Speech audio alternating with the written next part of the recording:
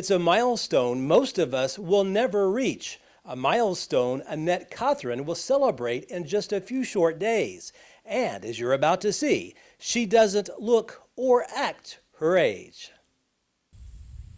She's lived here for an incredible 82 years. Annette Cothron and her daughter Carolyn call Hillsdale home.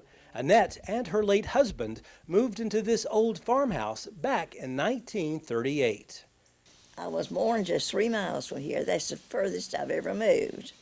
I was born right at the end of right across the road there in Hillsdale. And I had one brother. He was born 4 years later. And I had a good life on the farm.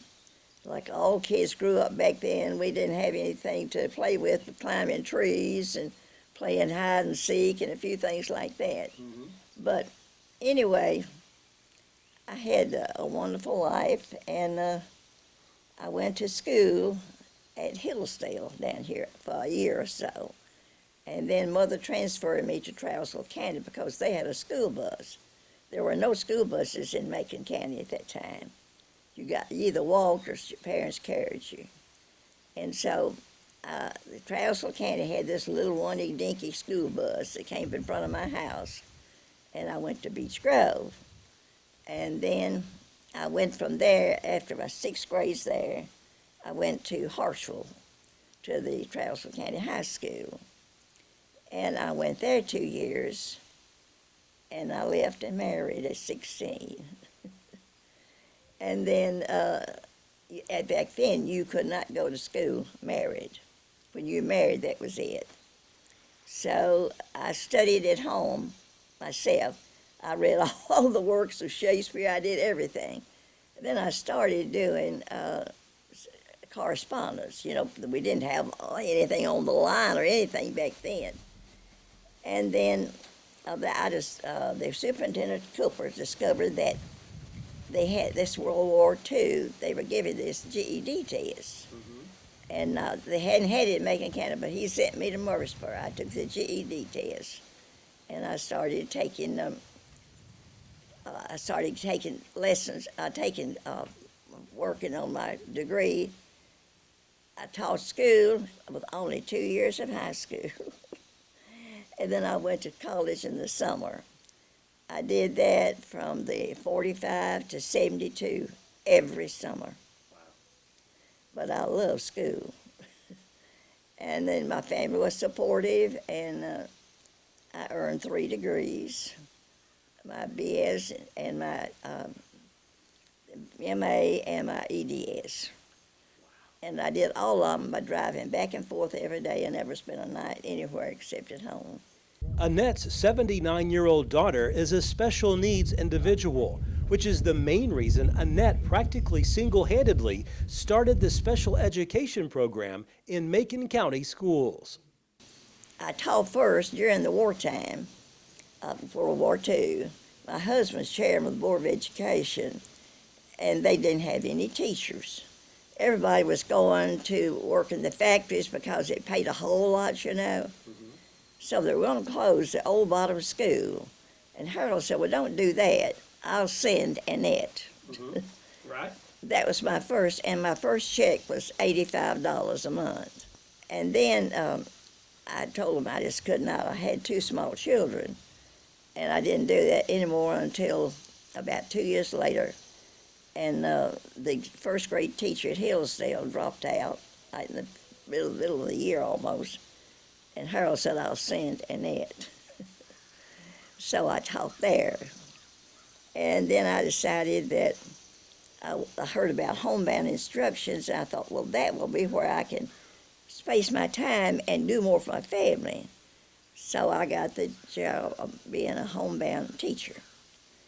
And I thought, well, there had been many students, and I found myself teaching from daylight till dark. I wound up with 12 students on homebound because back then there were no classes for handicapped children.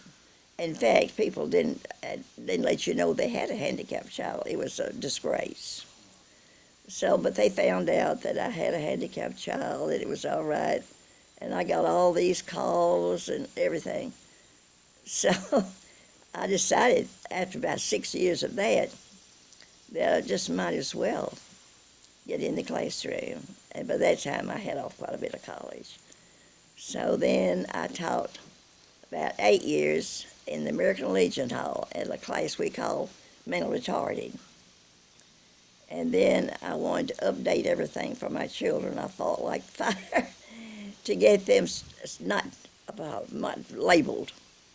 And so I managed to get a new program where the kids were placed back in the classroom with other children, and they were pulled out during the day for a special teacher part-time. And Macon County was the first county in Tennessee to mainstream all their children.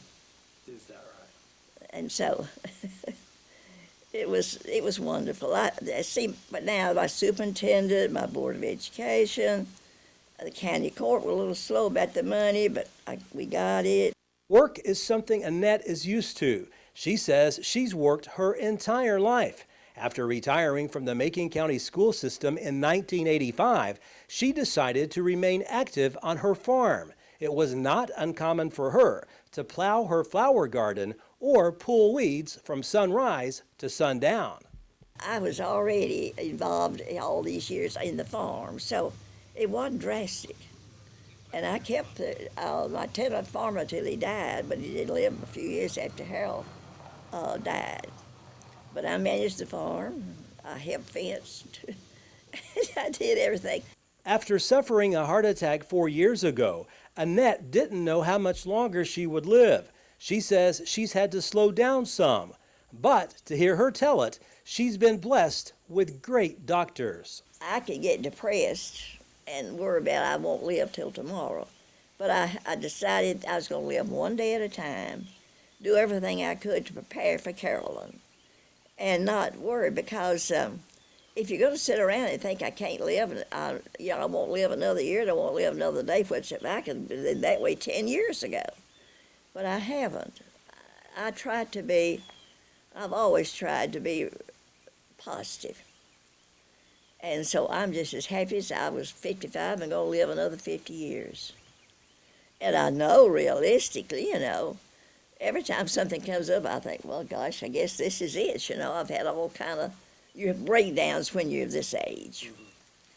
But I tell you, the doctors I've had have been wonderful. They treat me as though I'm going to live a lot longer. Lots of times doctors say, well, just anything you do, she can't last long anyway. But I haven't had that kind of service. They have treated me like a sweet 16. On September 6th, she will celebrate her 100th birthday. She doesn't want a big deal made of her special day. Her plans include having dinner with her immediate family. The very unassuming lady who led the charge for Macon County to become the first county in the state to have special needs students included with others at the same school is happy just to have lived another year. A life well lived, to say the least. Reporting from Macon County, Barry Hyatt, NCTV.